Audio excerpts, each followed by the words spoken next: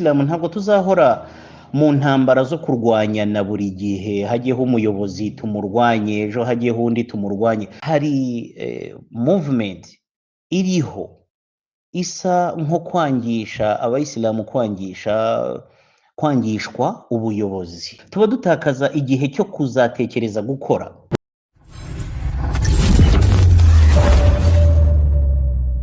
Ni nako nkubwira ko dufite amarange meza muri Life Paints.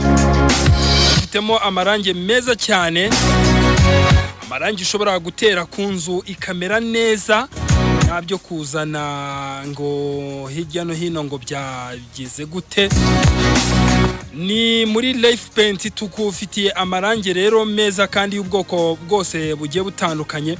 Duhamagare niba ushaka kurangura cyangwa kugura kuri 078 67 23 053. Nuko nguko bimeze. Hari movement iriho isa nko kwangisha abayisilamu kwangishwa ubuyobozi buriho. Mu by'ukuri ntabwo ibi bintu ndi mu babishima, ndi mu babishyigikira, kubera yuko ntabwo ariko byagakwiriye kumera, sibyo? Siko byagakwiriye kumera. Abayisilamu ntabwo tuzahora mu ntambara zo kurwanya na buri gihe hagiyeho umuyobozi tumurwanye ejo hagiyeho undi tumurwanye, tuba dutakaza igihe cyo kuzatekereza gukora. Amaboko turambuye ibiganza imbere yanyu nk'abashehe kudufasha tube hamwe, tugirane inama, two gusenyana, twubakane. Icyo ni cyane. Icya kabiri, ni muhagarare kuri uyu muryango witwara Yesu. Buri wese aho ari amenye nyamuneka iri nigi tugomba kwitwararika muri kaza rikameneka. Mwireba ko ari kanaka muri uyu muryango n'inyungu rusange z'abayisilamu.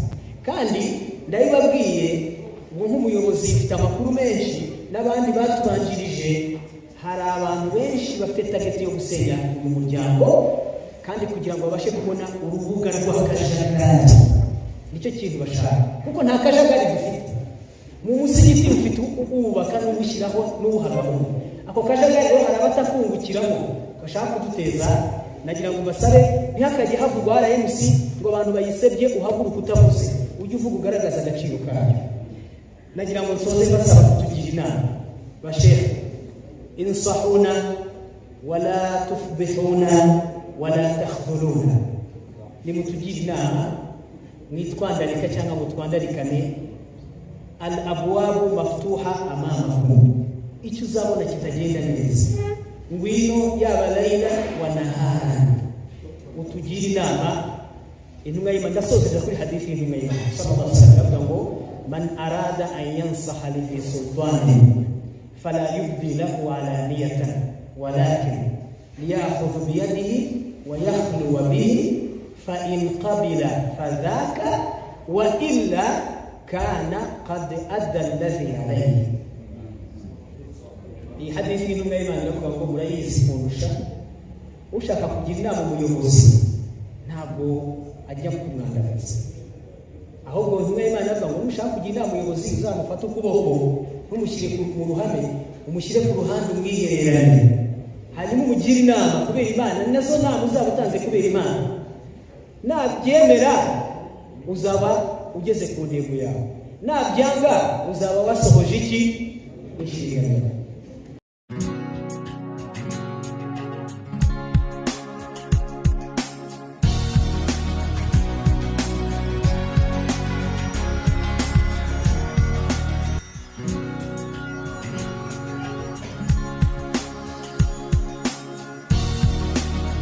Wigeze wibaza ahantu wakura intebe nziza zikoze mu buryo bubereye ijisho kandi zikomeye?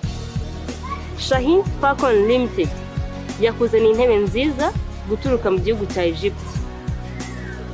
Izi ntebe zikoze muri graphene, metallic glass, plastics and dynama. Bizihereza ubushobozi bwo gukomera ku buryo ushobora kuyitunga imyaka irenga 20 itarangirika. Izi ntebe kandi wazishyira muri salo, mu cyumba mu ruganiriro, kuri bariko, muri jardin, muri coffee shop, mu mashuri ndetse n'ahandi. So murakaza neza muri Shaheen Falcon Limited. Tubaha intebe nziza kandi kubifuza kurangura cyangwa kugura kuri detail, mwaduhamagara kuri